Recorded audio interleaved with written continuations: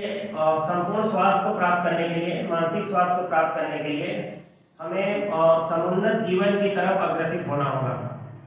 जैसे कि मैंने पहले बताया, डॉक्टर्स और केमिस्ट और साइंटिस्ट ये लोग स्वास्थ्य उपलब्ध नहीं करा सकते, तो इसका एक बृहद अर्थ होता है। देखिए, डॉक्टर हमें कोई स्थूल शरीर में जो पंच तत्वों से जो शरीर बना हुआ है,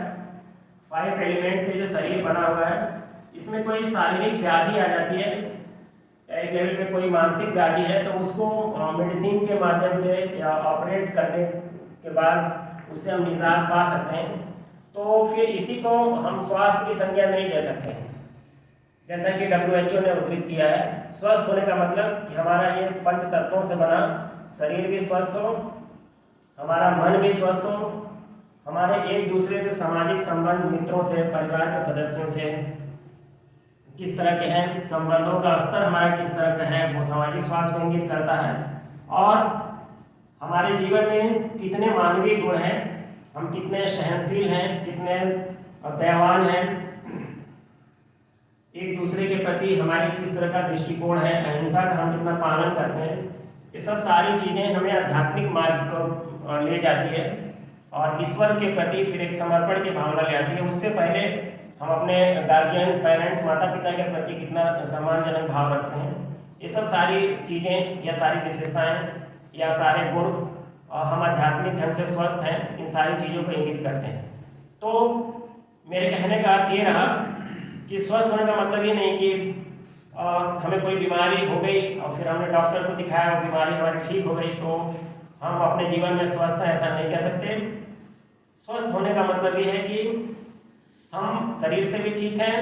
मानसिक स्तर से भी ठीक हैं, शारीरिक स्तर से भी ठीक हैं और आध्यात्मिक स्तर से भी समुन्नत अवस्था में है। ऐसे ही व्यक्ति को कहा जाता है कि फला संपूर्ण स्वास्थ्य को उपलब्ध है। तो इस तरह से स्वास्थ्य का एक व्यापक अर्थ है और हम अपनी भारतीय अवधारणा के अनुसार चलें स्वास्थ्य की व्याख्या करने में, तो योग कहता है कि शरीर, मन और आत्मा, शरीर, मन और आत्मा की सामंजस्यपूर्ण स्थिति ही स्वास्थ्य है। तो शरीर में कोई व्याधि है तो हम औषधियों से या चिकित्सक के माध्यम से एक लेवल उसको ठीक कर सकते हैं। मन में कोई व्याधि है तो वहाँ पर चिकित्सक का कोई रोल नहीं है। आत्मा से संबंधित आत्मा में कोई चीज़ों का प्रभाव विशेषकर होता नहीं, फिर भी जो चित्त की अवस्थाएं हैं उनमें कोई परिवर्तन आता है या उद्वेग पैदा होता है, तो उन सब में योग का अपना महत्वपूर्ण रोल है। इसलिए कहा गया है कि संपूर्ण स्वास्थ्य को उपलब्ध होने के लिए शरीर, मन और आत्मा की सामंजस्यपूर्ण स्थिति होना अत्यंत आवश्यक है। तो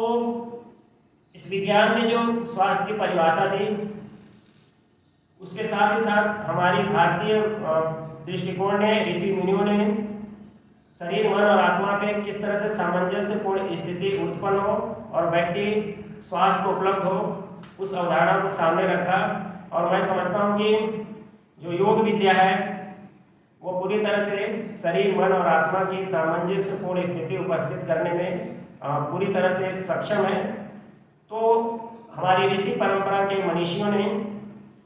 योगासनों का, प्राणायामों का, षटकर्मों का, ध्यान का, इस प्रकार से योग में अलग अलग तरह की प्रैक्टिसेस, अलग अलग तरह के अभ्यास की मान्यता दी। उन सब सारे अभ्यासों के बारे में जितना भी समय है मेरे पास, उसमें मैं आपका ध्यान उस तरफ आकर्षित करना चाहूँगा कि योग के किन अभ्यासों को संपन्न करने के बाद हमें शारीरिक स्वास्थ्य की उपलब्धि होगी, योग में वर्णित किन अभ्यासों का अभ्यास करने से मानसिक स्वास्थ्य की उपलब्धि होगी और किस प्रकार का यौगिक दृष्टिकोण अपनाने से शारीरिक स्वास्थ्य की उत्पत्ति होगी हमारे जीवन के साथ, और कौन कौन सी वैसी योग की जो अवधारणाएं हैं या मान्यताएं हैं जिनके अभ्यास से व्यक्ति के अंदर आध्यात्मिक स्वास्थ्य की उन्नति होगी। इन सारी संदर्भों में मैं इसकी व्याख्या भी करूँगा और कुछ योगासन और प्राणायाम और ध्यान और मुद्राएं, इनका अभ्यास भी मैं अपना PhD स्टूडेंट्स आपके सामने प्रस्तुत करूँगा, जो इन सब चीज़ों का अभ्यास भी करेंगे, जिससे मैं समझता हूँ कि इसका जो फिजिकल दृष्टिकोण है, इसका जो प्रैक्टिस वाला हिस्सा है, उससे भी आप अवगत हो पाएंगे। तो मैंने 4 हिस्से में इस पूरे व्याख्यान को बांट दिया है। तो पहले हिस्से की व्याख्या के दौरान पहला है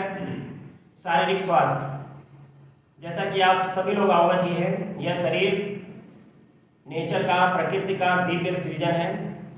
और इस मानव शरीर से विभिन्न प्रकार की विशेषताएं जुड़ी हुई हैं। दूसरी तरफ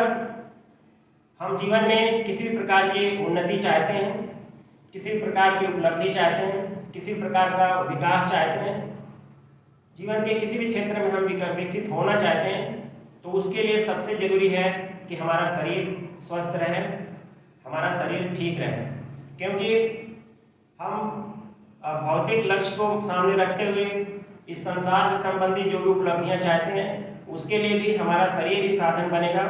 और हम आध्यात्मिक कोई उन्नति चाहते हैं तो उसके लिए भी हमारा शरीर ही साधन बनेगा। इसलिए ऋषि मनुष्यों ने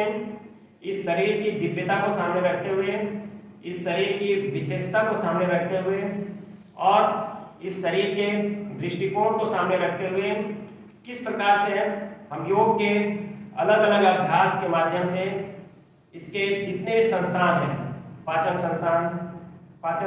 श्वसन संस्थान, मस्कुलर संस्थान, जॉइंट्स वाले संस्थान, कार्डियोवैस्कुलर संस्थान मतलब हृदय और रक्त से संबंधित संस्थान, यूरिनरी मतलब किडनी से संबंधित जो भी अंग हैं, इंडोक्राइन सिस्टम अंतःस्रावियों से संबंधित संस्थान, स्किन, मसल्स, इन सब सारे संस्थान के कार्य किस तरह से समुन्नत बने रहें, विशेषकर योगासन और प्राणायाम के माध्यम से। और बाद में हमारी परंपरा में, ऋषि मुनि परंपरा में फिर एक समय निर्धारित किया गया कि व्यक्ति फला टेम्परामेंट का है या इतना इसका वेट है या इतनी इसकी एज है, तो उसको इस ग्रुप का आसन करना चाहिए, फला फला प्राणायाम करना चाहिए। व्यक्ति स्वस्थ है तो फला फला प्राणायाम करना है, या शारीरिक ढंग से अस्वस्थ है तो फला चीज़ नहीं करनी है, या फला आसन नहीं करना है, ये आसन करना है। उन सब सारी चीज़ों की एक व्यवस्था दी गई है, जिसको मैं अभी डेमो के माध्यम से आप लोगों के सामने रखूँगा। तो शारीरिक स्वास्थ्य के लिए महत्वपूर्ण ये है कि हम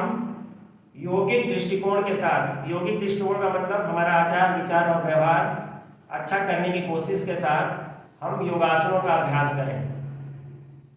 जैसे योग में जो धनुरासन है या भुजंगासन है, अर्धमत्स्येन्द्रासन है, पूर्ण भुजंगासन है, जानुशीर्षासन है, सिंहासन है, ये सब आसन है ऐसे ग्रुप के हैं कि इनके अभ्यास करने से हमारे शरीर के अंदर जो ब्लड का सर्कुलेशन है वो काफ़ी अच्छा हो जाता है। ब्लड का सर्कुलेशन अच्छा होने का मतलब ये है कि हम अब शारीरिक ढंग से और अच्छे ढंग से स्वस्थ होते जाएंगे। दूसरा आती है कि किसी भी व्यक्ति का बिना दवाओं के माध्यम से ब्लड सर्कुलेशन, मैं ब्लड प्रेशर की बात नहीं कर रहा हूँ, ब्लड सर्कुलेशन की बात कर रहा हूँ, शरीर में रक्त का परिसंचरण अच्छे ढंग से होने लगता है। इसका मतलब ये होता है कि जो प्राणवायु है या जो ऑक्सीजन है और शरीर को पोषण देने वाले जो तत्व हैं वो ब्लड के साथ ही सर्कुलेट होते रहते हैं और सारे सेल्स को, कैपिलरीज को, कोशिकाओं को प्राप्त होते हैं, जिससे शरीर को पोषण मिलता है। तो योगासन बिना दवाओं से ही एक ऐसा नेचुरल माध्यम है, एक ऐसा प्राकृतिक माध्यम है, इसका हम नियमबद्ध ढंग से अभ्यास करते हैं तो शरीर का जो रक्त का जो परिसंचरण है वो अच्छा होने लगेगा। दूसरे शब्दों में शरीर की इम्यूनिटी डेवलप होने लगेगी।